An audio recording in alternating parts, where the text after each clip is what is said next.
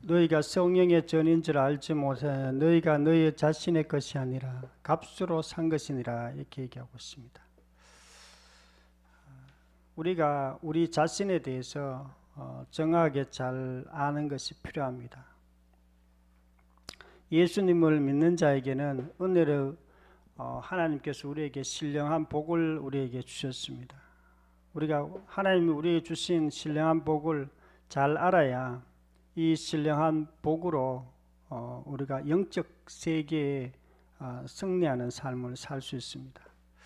에베소 1장 3절에 보면 곧 우리 주 예수 그리스도의 아버지께서 그리스도 안에서 하늘의 신령한 복을 우리에게 주시되 이렇게 말하고 있습니다.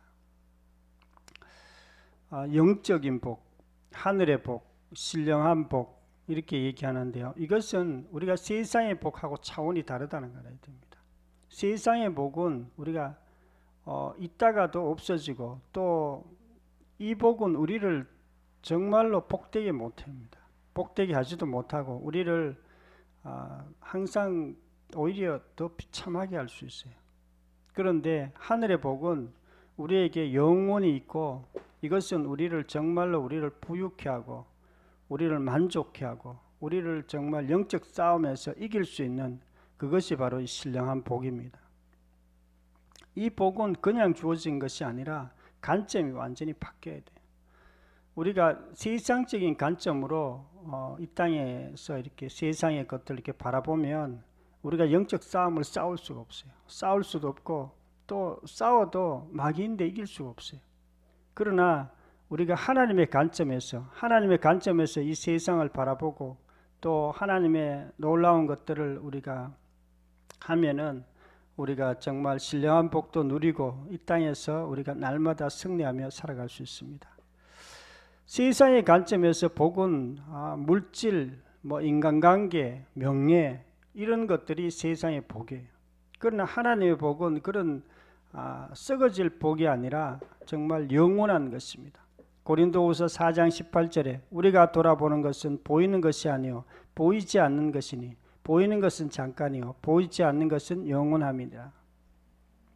우리가 초점을 맞추는 것은 영적 세계에 초점을 맞춰요. 우리가 신앙생활 할 때에 영적 세계에 초점을 맞추지 않으면 반드시 세상의 어떤 기준을 가지고 보게 돼 있어요. 그럼 하루 종일 세상의 어떤 뉴스를 듣고 세상의 것들을 이렇게 쭉 듣다가 보면은 또 자기 자신을 보면은 자기 자신이 형편없는 것 같고 그렇게 느껴질 수도 있습니다.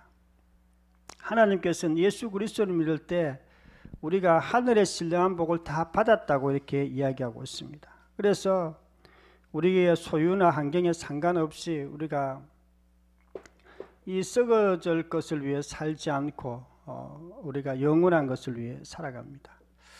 우리가 어떤 신령한 복을 받았냐면요, 우리가 에베소서 1장 7절에 보면 그리스도 안에서 그 은혜의 풍성함을 따라 그 피로 말미암아 구속 곧 제사함을 받았으니 예수 그리스도의 생명만큼 우리가 존귀한 존재라고 이렇게 말하고 있습니다.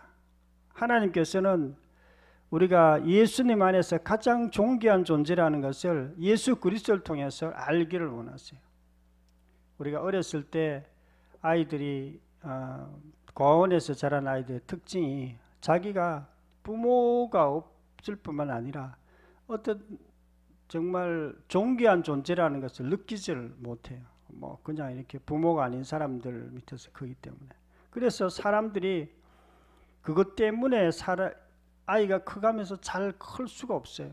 아무리 밥을 많이 주고 해도 아이들이 뭔가 항상 허전하고 그런 가운데 있습니다. 그것은 왜 그러냐면 부모님이 걔를 너무나 이렇게 귀한 존재라고 이렇게 여기는 것을 느끼지 못하기 때문에 그렇습니다. 그런데 하나님께서는 예수 그리스도 안에서 우리를 세상에서 가장 존귀한 자로 예수님의 그 피를 주고 우리를 사셨습니다.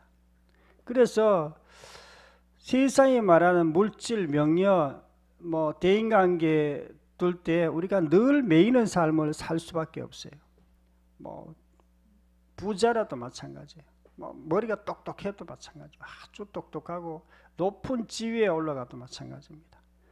그런 사람들은 항상 열등감이 있습니다. 자기를 비하하고 그리고 비교하고 염려하고 늘 정신적 고통을 받고, 그것이 우리 사람이에요. 아유, 또 부자고 높은 지위에 올라가면 괜찮겠지. 아니에요. 다 똑같습니다. 자기보다 더 높은 사람들을 항상 비교하게 돼 있고, 그러다 보니까 결국에는 자살하는 그런 사람들도 있습니다. 하나님께서는 우리를 귀한 존재로 여기시는 이유는요, 우리의 능력이나 소유 때문이 아니라 예수님의 피값으로 우리를 사셨기 때문에 그렇습니다. 전능자의 피값, 우리 세상에 썩어질 어떤 것보다도 가장 존귀한 그 예수님의 그 생명으로 우리를 사셨습니다. 마태복음 16장 20절, 만일 온 천하를 얻고도 제 목숨을 잃으면 무엇이 유익하리요? 사람이 무엇을 주고 제 목숨을 바꾸겠느냐? 우리의 생명의 천하보다 더 귀하다고 이렇게 이야기하고 있습니다. 그래서 이것을 우리가 정확히 알 때 우리가 세상의 것 때문에 만족하는 것이 아니라 예수 그리스도의 한 분만으로 우리가 만족하며 살아갈 수 있습니다. 또한 우리는 예수 그리스도 안에서 이미 하나님의 놀라운 능력을 소유한 존재입니다.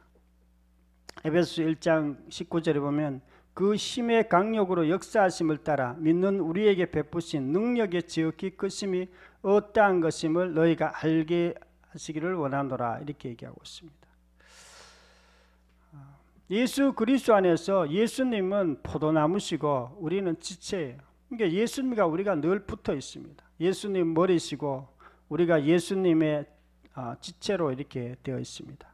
그래서 예수님과 연합된 우리는 예수님의 능력이 우리가 이미 소유하고 있습니다. 그 능력은 예수 그리스도를 죽은 자 가운데서 다시 살리시고 하나님의 우편에 앉히시기도 하고 모든 이름 위에 뛰어나게 하신 그 성령의 능력이 있습니다. 그분은 만물을 그분 발 아래 복종하게 하시고 교회의 머리가 되게 하시고, 그 능력이, 성령의 능력이 우리에게도 있습니다. 우리 성령께서 우리 속에 있는 것처럼 그러한 능력을 우리가 가지고 있습니다. 많은 사람들이 내가 어떤 능력이 있지, 나는 뭐 아무것도 못하는 것 같아, 이것도 못하는 것 같고 저것도 못하는 것 같고 다른 사람들 잘하는 것 같고, 그런 어떤 생각을 갖고 있습니다. 그러나 예수님께서는 하나님께서는 우리가 예수 그리스도 안에서 하늘에 속한 그 예수님의 그 능력이 우리도 소유하고 있다고 이렇게 말씀하고 있습니다. 에베소서 1장 20절에 보면 그 능력이 그리스도 안에서 역사하사 죽은 자들 가운데서 다시 살리시고 하늘에서 자기 오른편에 앉히사 모든 정사와 권세와 영력과 주관자와 이 세상뿐 아니라 세상에 일컫는 모든 이름 위에 뛰어나게 하시고 또 만물을 그 발 아래 복종하게 하시고 그 만물 위에 교회의 머리로 주셨느니라. 그 성령의 능력이 우리와 함께하고 또 우리가 그것을 사용할 수 있습니다. 우리가 이미 능력을 소유했음을 정확히 알고 믿음으로 순종할 때에 우리가 그것을 잘 사용할 수 있습니다. 뭐 우리가 이 땅에서 뭐 하려고 그러다 보면 이거 나는 뭐 잘할 수 있겠나, 말을 잘 못하는데, 뭐 나는 뭐 건강이 좀 약한데, 뭐 이런 사람들이 있어요. 그러나 우리는 그런 능력으로 우리가 일하는 게 아니에요. 우리가 일하는 그 일도 하나님의 어떤 사명을 중심으로 모든 뭐 직장 생활이나 뭐 또 집안 가정 생활이나 이런 것들을 하고 있기 때문에 하나님이 주신 능력으로 해야 되지 뭐 내 힘으로 뭐 그렇게 할 필요가 없습니다. 사도행전 10장 3절에 나사렛 예수에게 성령과 능력을 기름 부으셨으며 저가 두루 다니시며 착한 일을 행하시고 마귀에게 눌린 모든 자를 고치셨으니 이는 하나님이 함께 하셨습니다. 예수님은 주의 능력이 있기 때문에 늘 성령께서 있었기 때문에 이제 복음을 전가하고 마귀에게 눌린 자를 쫓아내고 그렇게 하셨습니다. 그런데 그 능력이 우리에게도 있습니다. 에베소서 2장 6절에 보면 허물로 죽은 우리를 그리스도와 함께 살리셨고 너희가 은혜로 구원을 받은 것이라. 또 함께 일으키사 그리스도 예수 안에서 함께 하늘에 앉히시니. 우리가 예수님과 함께 예수님이 부활하셨을 때 우리의 영이 새로운 피조물로 바뀌었어요. 그리고 예수님이 하나님의 보좌 우편에 앉으셨을 때 우리도 함께 하늘에 앉혔다고 이렇게 말씀하고 있습니다. 그래서 우리의 시민권은 하나님의 백성이고 하나님의 자녀가 우리의 신분입니다. 그래서 우리가 항상 그런 어떤 신분이라는 것을 우리가 정확하게 알아야 돼요. 그런데 이제 요한복음 17장 18절에 보면 아버지께서 나를 보내신 것 같이 나도 저희를 세상에 보내었고 이렇게 얘기하고 있습니다. 그래서 우리가 이 땅에서 뭘 해야 되는가? 하나님의 자녀로서 정말 다른 사람들에게, 예수 믿지 않는 사람들에게, 어두움의 가운데서 어떻게 살아야 될지 모르는 사람들에게 이 세상의 빛이 예수 그리스도고 우리가 그분을 통해서 제사함을 받을 수 있고 또 그분이 정말 부활하셨기 때문에 하나님이시고 주인이시라는 것을 다른 사람들에게 이야기해 줘야 됩니다. 그래서 그들도 우리처럼 그렇게 하늘의 시민으로서 살아갈 수 있도록 그렇게 해야 됩니다.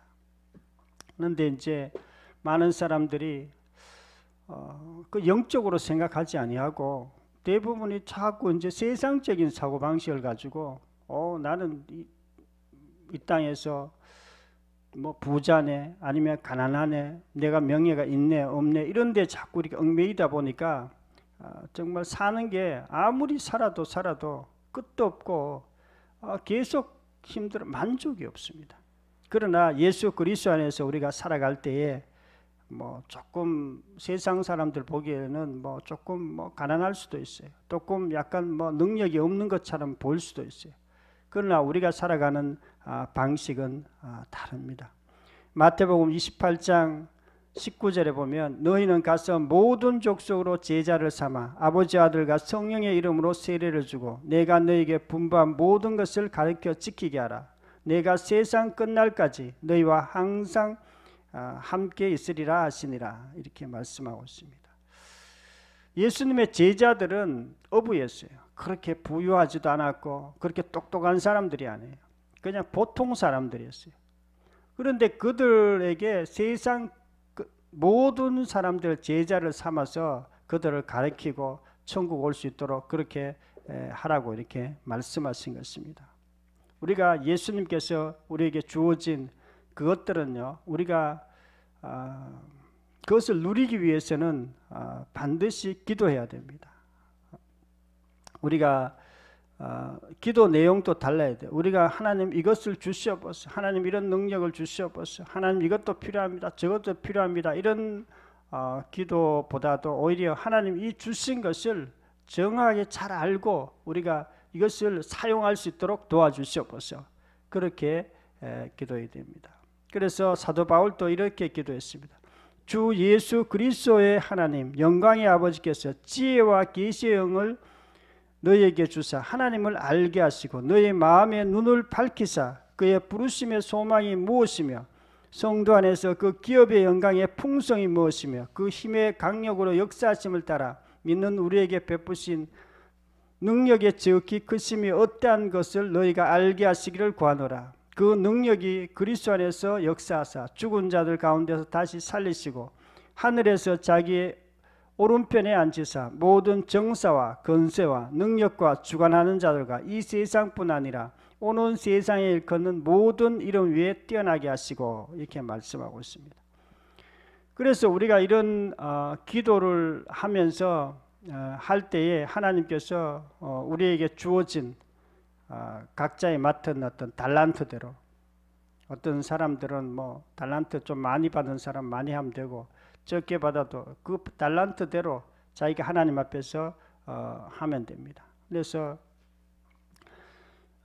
자기가 지금 주어진 현실이 어디에 있든지 그건 상관없어요. 하나님께서 그 일들을 잘 감당했을 때 어떤 사람들은 착하고 충성된 종아 하면서 칭찬하시고 상급을 주시면, 또 어떤 사람들에게는 뭐 맨날 자기 비하나하고 나는 이것밖에 안 된다 이렇게 하고 뭐 한 달란트 받은 사람처럼 그렇게 하면 오히려 정말 하나님께 책망받을 수도 있습니다. 저희 맡은 그 일들을 잘 감당하는 저와 여러분이 되기를 원합니다.